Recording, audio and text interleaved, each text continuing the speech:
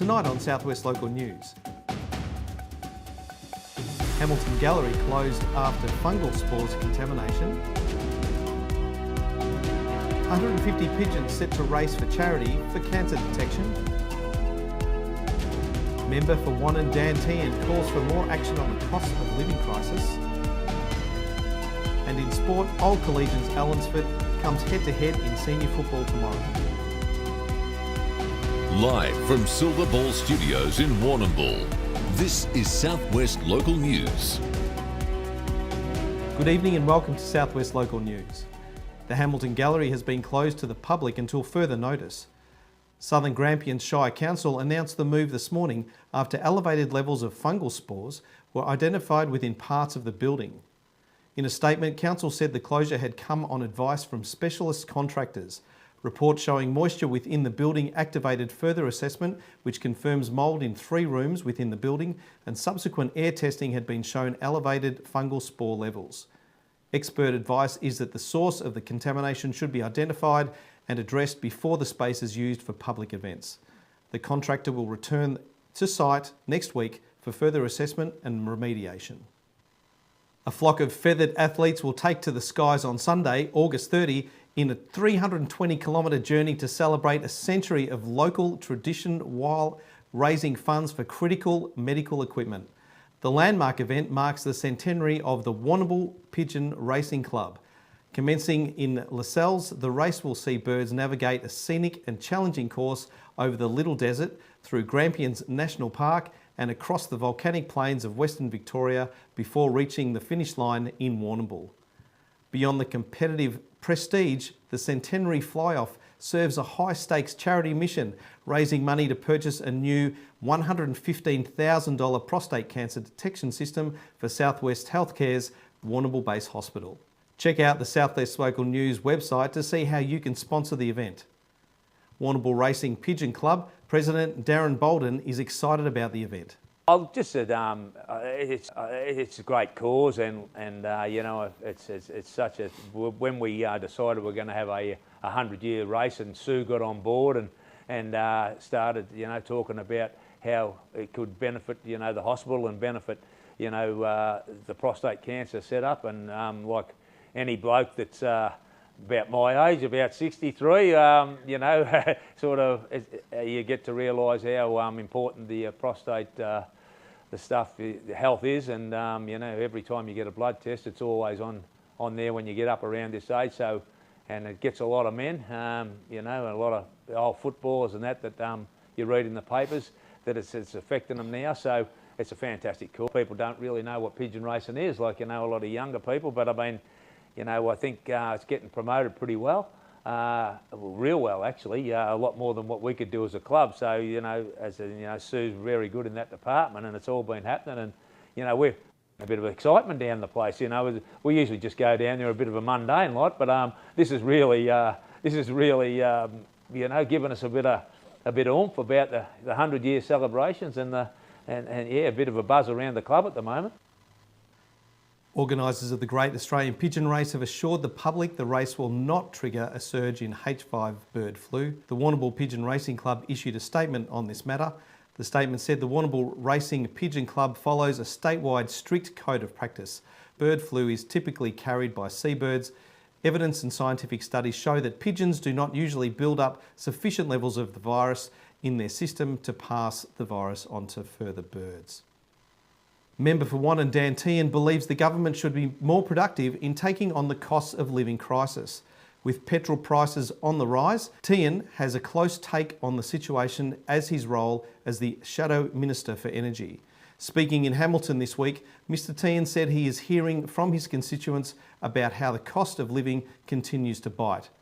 Mr Tian said Australia had enough resources not to have to rely on other countries. One of the things that everyone raises, though, is the cost of living, the cost of doing business. And one of the things that the government has to start focus on is bringing costs down for our businesses, our farm businesses, our small businesses, and for everyday mum and dads, because the costs are just killing them. Fuel is going to go up, but that's why the government should be doing more so that we produce our own fuel. Where's the drilling for oil and gas? Where's the bringing our own resources, and we've got so much oil and gas, into the domestic market here so that we can start putting downward pressure on fuel prices. While we're still relying so much of it from overseas, we're not going to see those downward pressures. New Victoria Premier Ben Carroll has been invited to travel to the regions and visit the state's major cities. Warrnambool is among Victoria's 10 major regional cities, with its Mayor Ben Blaine the chair of the Regional Cities Victoria Collective. Blaine and his cohort have not only invited Mr Carroll to visit the regions, but also members of his ministry. Regional Cities Victoria is asking the state government for a $1 billion regional fund to unlock more housing and jobs, and an extra $2 billion on top of the existing maintenance spend to fix regional roads. There's something big brewing on the Lighthouse Theatre stage, with Warrnambool Theatre Company getting ready to unleash Showstoppers' big Broadway moments. Featuring a powerhouse local cast of 39 performers, backed by a spectacular live on-stage 20-piece orchestra, the 90-minute production brings together some of the biggest, boldest and most memorable moments from musical theatre. Audience can expect soaring vocals, high-energy dance numbers, plenty of laughs and some truly show-stopping performances as the company celebrates the magic of Broadway right here in Warrnambool. And that's not just about what happens under the lights. Months of rehearsals have brought together performers, musicians and creatives from across the region, building friendships, new connections and a real sense of belonging along the way. And in the interest of full disclosure, yours truly will also be on stage and joining the incredible cast for the production. Showstoppers' Big Broadway Moments hits the Lighthouse Theatre stage from Monday 17th of August. So if you love musical theatre, live music and seeing some outstanding local talent in action, this is one you won't want to miss. Tickets are available now through the Lighthouse Ticket box office. Migrants living in the southwest are being urged to find out as much as they can about the upcoming census so their voices can count. Southwest Healthcare's Settlement Support Officer Melinda Hitchcock and Warrnambool's Multicultural Association President Daisy Yee are working to ensure this is the case. They are promoting drop-in information sessions which will be held on August 12, 15 and 22nd in Warrnambool. These sessions will be held at the Warrnambool West Primary School, with the last two at the Warrnambool Library. I'm the Settlement, Engagement and Transition Support Worker for the region, and I'm really keen for the numbers of migrants in this region to be reflected in the census. Without their input in the census, they're invisible, and so the supports aren't in place to support them to move here permanently, which is what I want. And we are running a couple of pop-up hubs at the library and West Warrnambool Primary School to give people the opportunity who have not completed a census before or are feeling a little bit intimidated by it to come along if you're from a cold community or multicultural background, and we'll assist you to complete that census. I would like to encourage the multicultural leaders and all the multicultural community members to fill in the 2026 census. It's extremely important to let the government know that we have a certain big number of migrants and refugees in our region. They need to see the stats, the data, and be able to allocate funding and resources to our region. Only when we represent ourselves, especially in data as well, on top of all the community engagement, will the government know that we are here. Please don't forget us. Please don't just allocate resources to metropolitan area. So we need your help. Please fill in the census and to show that we are a proud cohort of migrants and refugees here. The reach of the Let's Talk Foundation continues to expand. The foundation is now established in Hamilton and surrounding communities. The foundation continues the work it was originally set up to carry out in 2017. This is to get those suffering from mental health issues to seek help, while breaking down the stigma to make this communication happen. We have just launched into Hamilton, and at the moment we're seeing a really giant increase in our presence everywhere around. So now we have 3 sites, Colac, Warrnambool and Hamilton. It's been an amazing response to us growing and coming in, and we are very unique in what we do around our lived experience talks and our presentations at that education awareness space. So I think that, and it just goes to show the collective impact that Let's Talk's having in our area at the moment. And, you know, it's not just Hamilton, you know, so we're talking Coleraine, Cavendish. I've been, the last few weeks I've been at Cavendish Football Club and I've done a presentation. And we've been, we're going across to, we're running a conversations around suicide course in Dunkeld on the 26th of August. And then we'll be also doing one at the end of September. So there's just lots of things that we're going to implement in the community to keep that conversation going. The Harrington Road Key Worker and Affordable Housing Project has been rated as being at 75% completed status. The status is part of the 4th quarter report of the Warrnambool City Council's annual action plan for 2025-26. The planning permit has been approved and issued, and with the site capable of housing 50 self-contained homes. Debbie Arnott is frustrated by the progress of the project, which is still searching for state and federal government funding. And I've found it deeply frustrating that the proposed 50-dwelling key worker and affordable housing project at Harrington Road has taken 21 months just to reach the Minister's desk. In the middle of a housing crisis where our community is crying out for homes for essential worker and affordable housing, this level of delay is simply indefensible. Every month of bureaucracy means more nurses, teachers, police, hospitality workers and other essential staff struggle to find somewhere to live, while families continue to be priced out of the market. Now, if we are serious about addressing housing shortages, governments must remove unnecessary red tape and prioritise projects that deliver real outcomes for our community. Koroit's Historic Theatre has some modern art adorning its walls. The installation is part of the Big Art Small Towns public art program. The program will allow local artists to have their work displayed through a rotating series of exhibitions in public spaces across Moyne.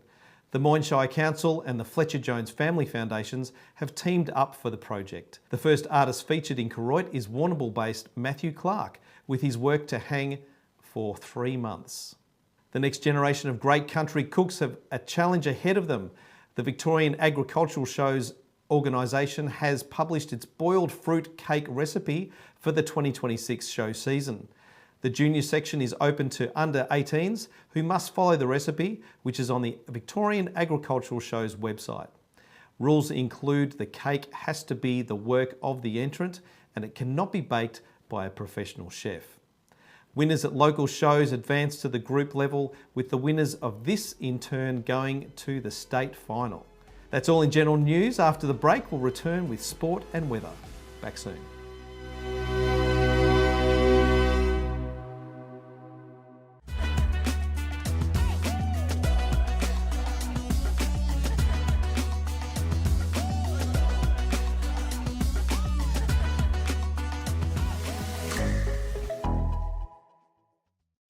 Hi, I'm Roma Britnell and I'm your local Member of State Parliament. Together we can make the South West Coast an even better place to live. But I need you to let me know what's important to you. Only then can I truly understand your aspirations and be the best representative for you. Feel free to drop into my office and share your thoughts with me. I'm also online at romabritnell.com.au or catch me on social media. I'm here to work for you.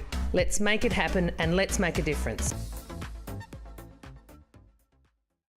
Is it time to upgrade that outdoor chair? How's your tent holding up? Need a gazebo for that special gathering? George Taylor Stores carry all the summertime essentials that you need to make this summer the best. We'll answer your questions and have you ready in no time at George Taylor Stores. We use the Ridley team, make a phone call, I guess high quality advice. We tend to have 6 weekly visits from the team where we do a full farm walk and herd health check. They check in on production and the feeding rate. It's something I don't have to worry too much about because I'm always comfortable that they will have it under control. The feed that comes out of Ridley's fully confident every day of the year that it's high quality grain or pellets. B&B Furniture Plus now stock a range of adjustable beds. They have mobility aids to help you live your life to the fullest and lift chairs for the best in comfort.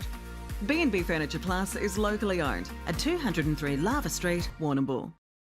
Tonight's sport is proudly brought to you by Nutrient Ag Solutions, Warrnambool and Timboon. Getting the most out of your farm. Contact the team today. Welcome back, and first making news in sport. Old Collegians can hope history repeats when it comes up against Allansford at the Davidson Oval in senior Warrnambool and district football tomorrow. In the corresponding game last season, the Warriors used their home ground advantage to defeat the Cats in an upset. The Warriors need the same to happen or risk losing 5th place on the ladder. It will be a tough task with the Cats on top of the ladder with just one loss. Old Collegians coach Ben Vanderkamp is confident his team can perform well. Just with, obviously it's a must-win game, but I remember last year you won this corresponding round. Does that sort of give you some confidence going in? Look, we're confident going into every game because we know that if we play our best football, we can match it with any team in the competition. And, results have sort of shown that over the course of the year. Our biggest issue is probably, over the last, sort of 2 or 3 weeks is the difference between our best football and our worst football. So that's our challenge going into a game like this. But we're not scared of any team. So I think that's where the players get their confidence from, and knowing that if we play well, we can win. So, but particularly with Allansford, they're a good team. But as I said, we've done it before, and hopefully we can do it again. And that, I suppose, is there much talk about that you have to win, or is it just you going in to win a game of footy like you normally would? Oh no, we don't talk about it a lot. But the boys know. They know they know where we're situated, and people are talking about our run home. But bottom line is we're just concentrating on, the game ahead of us each week and what we've got to get better at. And if we do that, then as I said, we think our best football can match it. So for us, it's about, playing our best football and being consistent through 4 quarters of a match, as opposed to sort of patches where we're in and patches where we're not. In A-grade District League Netball, Old Collegians can lock in a double chance tomorrow. The Warriors are 2 games clear in 3rd place, with Allansford the team on its tail. A win over Cats would end that contest, while a loss would take the intrigue of that top 3 spot into the last round. Allansford won by 22 goals when the teams last met in round 8. South Warrnambool has a golden opportunity to keep its Hampton League senior football final hopes alive. The Roosters travel to Hamilton tomorrow to take on the Kangaroos in a must-win game. The Roosters are 6th on the ladder, a game behind both Portland and Warrnambool. The Blues will start favourites against Port Fairy, as will the Tigers against Camperdown. An upset loss for any of the 3 contenders could prove dangerous, with only 2 rounds remaining after Saturday. The Western Victoria Female Football League has named its best and fairest winners for the season 2026. In the senior grade, South Warrnambool's Stella Bridgewater won the award for the 2nd year in a row. The Under-18s award was won by another Rooster, Zara Steele, who polled 11 votes. In the Under-15s, Koroit's Ali Dobson was the winner in what was her first full season of playing football. Today was a sunny break with only partial cloud and a max of 15. After the break, we'll return with weather. Back soon.